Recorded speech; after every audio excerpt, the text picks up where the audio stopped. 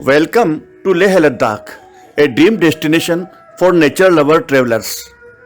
केंद्र शासित प्रदेश बनने के बाद लेह लद्दाख में घूमने जाने के प्रति लोगों का आकर्षण बढ़ा है। लद्दाख कई लोगों के लिए ड्रीम डेस्टिनेशन है और हो भी क्यों नहीं, यह एक बेहद खूबसूरत जगह जो है हिमालय की गोद में समुद्र तल से 3542 मीटर की ऊंचाई पर स्थित लद्दाख चारों ओर प्रकृति से घिरा हुआ है। अप्रैल महीना शुरू होते ही लद्दाख में टूरिस्ट सीजन शुरू हो जाता है, जो तकरीबन अगस्त माह तक चलता है। लद्दाख नो डाउट ट्रेवलर्स के लिए एक सेफ डेस्टिनेशन है। हर साल बड़ी संख्या में पर्यटक यहाँ आते हैं। अगर आप भी लद्दाख घूमने का प्लान बना रहे हैं तो इस वीडियो को लास्ट तक पूरा देखिए। वीडियो में हम आपको लेह लद्दाख की यात्रा के बारे में वो सब कुछ बताएंगे जिसे जानना आपके लिए जरूरी है। मसलन लेह लद्दाख कैसे जाएं, कब जाएं, बस, बाइक, कार, ट्रेन या फ्लाइट से कैसे पहुंचे, दिल्ली से लेह का रूट चार्ट क्या है, लेह में कहाँ ठहरें, कितने दिन का टूर प्लान बनाएं, सफर के दौरान किन किन बातों का ध्यान रखें, यहाँ के प्रमुख दर्शनीय स्थल और ट्रेवल टिप्स, एक एक कर इन सब बिंदुओं पर प्रकाश डालेंगे। आप वीडियो के अंत तक हमारे साथ बने रहिएगा। वीडियो को लाइक और शेयर करें तथा चैनल को सब्सक्राइब अवश्य कर लें। धन्यवाद। तो आइए चलते हैं लेह लद्दाख। लेह लद्दाख भारत का सबसे खूबसूरत केंद्र शासित प्रदेश है। यह काराकोरम रेंज में सियाचिन ग्लेशियर से लेकर दक्षिण में मुख्य ग्रेट हिमालय तक का क्षेत्र घेरता है। लद्दाख में लेह जिला और कारगिल जिला शामिल है। लेह यहाँ की राजधानी है।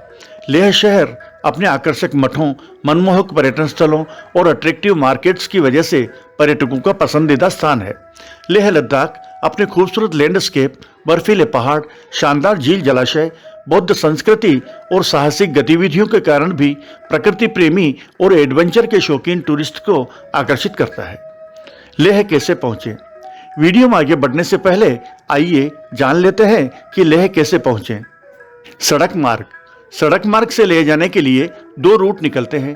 पहला श्रीनगर से लेह और दूसरा मनाली से लेह। श्रीनगर से लद्दाख जोजिला पास से होकर गुजरते हैं, जबकि मनाली से रोहतांग पास से होकर पहुंचते हैं। कई लोग अपनी बाइक से भी सफर करते हैं, कुछ कार से तो कुछ बस से भी लद्दाख जाते हैं।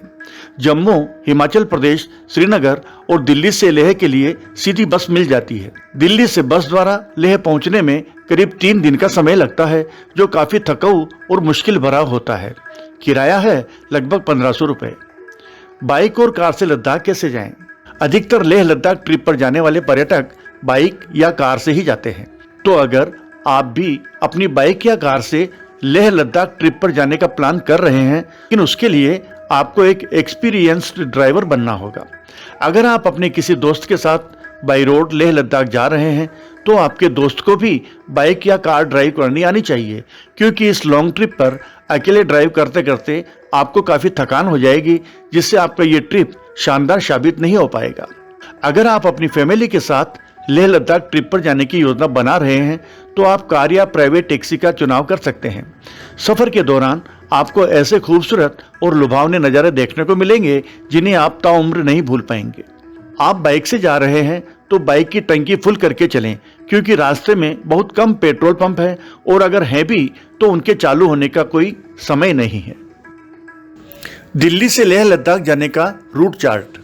नई दिल्ली से सड़क मार्ग द्वारा मनाली और रोहतांग पास होते हुए लेह लद्दाख जाने का रूट इस प्रकार रहेगा।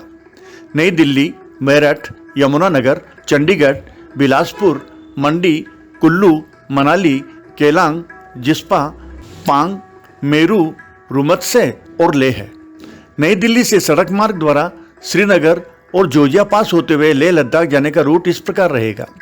नई दिल्ली, पानीपत, करनाल, कुरुक्षेत्र, लुधियाना, जालंधर, पठानकोट, उधमपुर, श्रीनगर, सोनमार्ग, बलताल, जोजिला पास, कारगिल, मूलबेख, खालसी, अलची और लेह।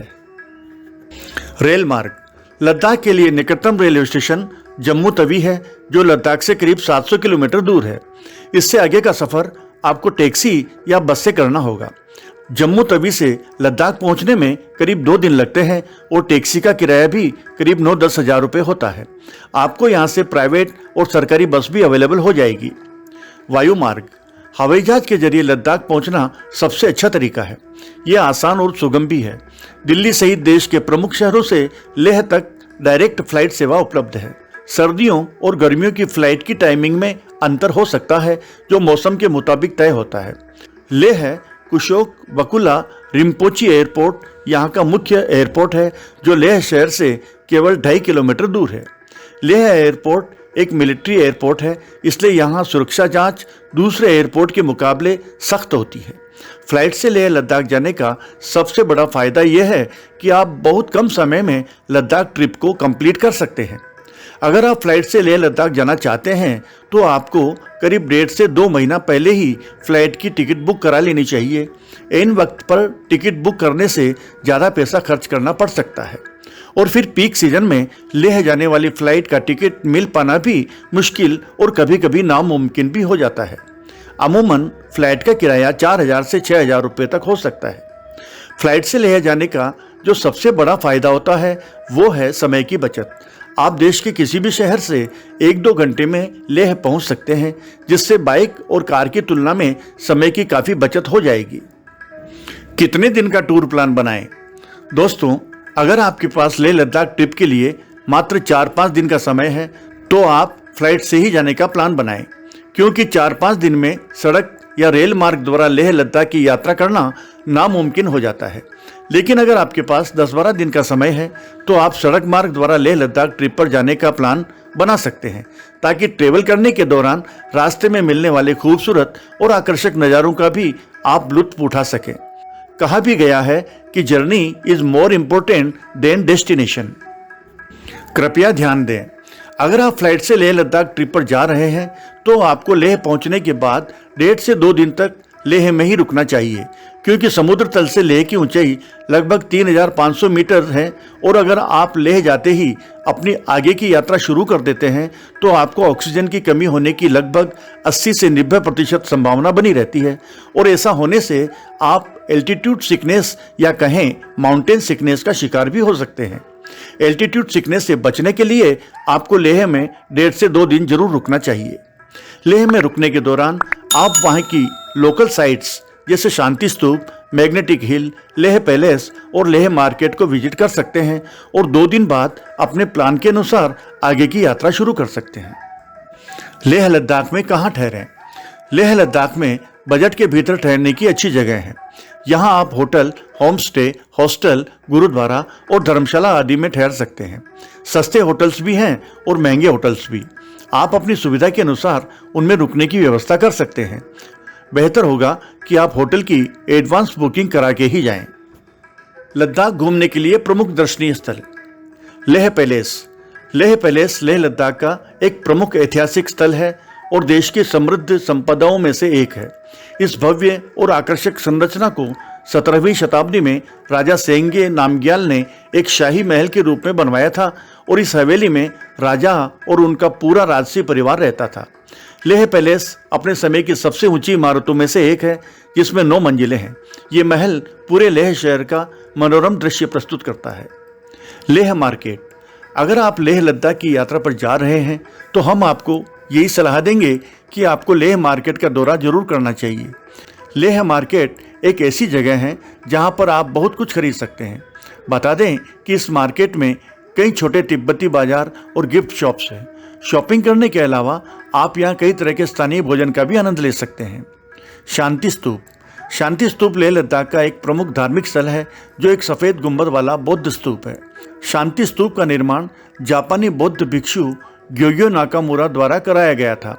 यह स्तूप अपने आधार पर बुद्ध के अवशेष रखता है और यहाँ के आसपास के परिदृश्य का मनोरम दृश्य प्रदान करता है। शांति स्तूप को लेह में एक प्रमुख पर्यटन स्थल के रूप में जाना जाता है। यह समुद्र तल से 4,267 मीटर की ऊंचाई पर और सड़क मार्ग से 5 किलोमीटर की दूरी पर है। यहाँ वैकल्पिक रूप से आप लेह शहर से 500 सीढ़ियाँ चढ़कर स्तूप तक पहुँच सकते हैं। हेमिस मठ। लेह के प्रमुख पर्यटन और दर्शनीय स्थलों में हेमिस मठ का नाम भी शामिल है, जो 11वीं शताब्दी से पहले से अस्तित्व में है और इसको 1672 में फिर से स्थापित किया गया था। यह एक तिब्बती मठ है जो सबसे धनी है और लद्दाख में सबसे बड़ा है। हेमिस मठ लेह शहर से 45 किलोमीटर की दूरी पर स्थित है। पेंगोंग झील। नीली पेंगोंग झील हिमालय में लेह लद्दाख के पास स्थित प्रसिद्ध झील है। यह 12 किलोमीटर लंबी है और भारत से तिब्बत तक फैली हुई है।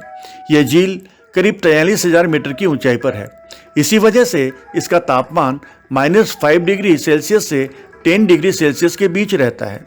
यह सर्दियों के मौसम में पूरी तरह से जम जाती है। इस झील को पेंगांग त्सो के रूप में भी जाना जाता है और यह लंबे समय से लेह लद्दाख का एक प्रमुख आकर्षण है। लेह लद्दाख की इस खूबसूरत जगह पर कई फिल्मों की शूटिंग भी होती रहती है। पेंगोंग झील अपनी प्राकृतिक सुंदरता, क्रिस्टल क्लियर वाटर और पहाड़ी क्षेत्र के सुंदर परिदृश्य की वजह से भी फेमस है। नुब्रा वैली। नुब्रा वैली का मतलब है फूलों की घाटी। अब इसे लद्दाख के बाग के रूप में भी जाना जाता है। यह लद्दाख घाटी के उत्तर पूर्व में स्थित है।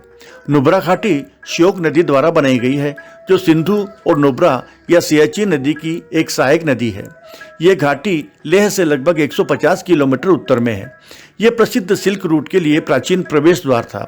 यह चारों तरफ से हिम से ढकी हिमालय पर्वतमाला से घिरी हुई है। नुब्रा घाटी को ब्रोकन मूनलैंड के रूप में भी जाना जाता है, क्योंकि सर्दियों में पूरी घाटी चांद के परिदृश्य की तरह दिखती है। घाटी की बेमिसाल खूबसूरती कई पर्यटकों को रोमांचित करती है। अलची। लद्दाख का एक छोटा सा तराई गांव है अलची। यह लेह जिले के पश्चिम में लगभग 70 किलोमीटर दूर है और नदी के किनारे पर स्थित है।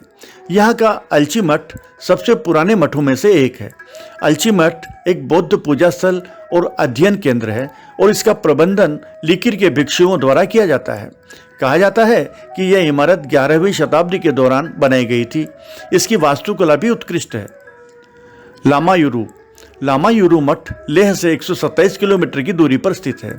लामायुरु को लेह से एक दिन की वापसी यात्रा में आसानी से कवर किया जा सकता है। लामायुरु में चंद्रमा के समान परिदृश्य के साथ एक गुफा मठ है। इसमें कुछ सुंदर भित्ति चित्र और भयावह मुखौटे भी हैं। लामायुरु की स्थापना 11वीं शताब्दी में हुई थी। यहाँ होने वाला वार्षिक उत्सव, जिसे युरुकबिगट के रूप में जाना जाता है, प्रमुख है। लामाओं द्वारा मुखौटा नृत्य इस उत्सव का मुख्य आकर्षण है। त्योहार के दौरान एक और महत्वपूर्ण अनुष्ठान होता है पुतला जलाना।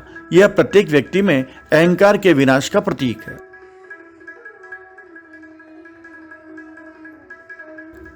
Magnetic hill. लद्दाख के लोकप्रिय मैग्नेटिक हिल को ग्रेविटी हिल भी कहा जाता है, जहां पर वाहन गुरुत्वाकर्षण बल की वजह से अपने आप पहाड़ी की तरफ बढ़ते हैं। यह पहाड़ी समुद्र के स्तर से लगभग 14,000 फीट की ऊंचाई पर और लेह शहर से 30 किलोमीटर की दूरी पर स्थित है। लद्दाख में मैग्नेटिक हिल का रहस्य दुनिया भर के पर्यटकों को अपनी तरफ आकर्षित करता है। चादर ट्रेक। चादर ट्रेक लेह लद्दाख के सबसे कठिन और सबसे साहसिक ट्रेक में से एक है। इस ट्रेक को चादर ट्रेक इसलिए कहा जाता है क्योंकि जांस्कर नदी सर्दियों के दौरान बर्फ की सफ़ेद चादर में बदल जाती है। चादर फ्रोजन रिवर ट्रेक दूसरे ट्रेकिंग वाली जगह से बिल्कुल अलग है। फुगताल मठ। फुगताल मठ लद्दाख में जांस्कर क्षेत्र के दक्षिणी और पूर्वी भाग में स्थित है। यह ध्यान करने, शिक्षा प्राप्त करने, सीखने और आराम करने की जगह थी। झुकरी बोली में फुक का अर्थ है गुफा और ताल का अर्थ आराम होता है। यह 2250 साल पुराना मठ एकमात्र ऐसा मठ है जहां पर पैदल यात्रा करके पहुंचा जा सकता है। फुगताल मठ लद्दाख के प्रमुख पर्यटन स्थलों में से एक है और ट्रेकिंग प्रेमियों के लिए एक बहुत खास जगह है। अगर आप लेह लद्दाख की यात्रा करने के लिए जा रहे हैं तो इस पर्यटन स्थल की भी सैर करना नहीं भूलें।